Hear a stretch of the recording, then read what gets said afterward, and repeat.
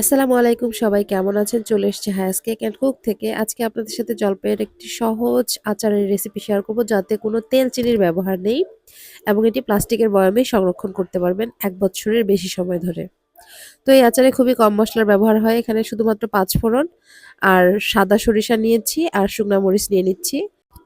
তো এখানে আমি কোনো চিনির ব্যবহার করব না। আপনারা চাইলে এখানে সামান্য পরিমাণ চিনি দিয়েও ব্লেন্ড করে নিতে পারেন। শুকনা মরিচের গুঁড়া নিচ্ছি। ২ চামচের মতো বিট লবণ নিয়ে নিচ্ছি। এটা অনলি ফর টেস্ট। আপনারা চাইলে স্কিপ করতে পারবেন। আর নিয়ে নিব সাদা লবণ। এগুলো সবগুলো আমি একসঙ্গে ব্লেন্ড করে নিব এখন। এই যে ব্লেন্ড করার পরে এরকম অবস্থায় চলে এসছে, দেখতেই পাচ্ছেন। আমি একদম ফাইন ম্যাশ করিনি, একটু দানা, দানা রেখেছি। এখন আমি জলপাইগুলোকে যে এরকম করে স্লাইস করে কেটে নিয়েছি। এটা ধুয়ে পরিষ্কার করে নিয়ে এরপরে এখানে মসলা আমি ৫ চামচের মতো ব্যবহার করব। তো ৫ চামচ মসলা এখানে ভালো করে মিক্সড করে নিব। মসলাটা ভালো করে মিক্স করা হয়ে গেলে আমি এখানে রোদে দিব ২ থেকে ৩ দিন।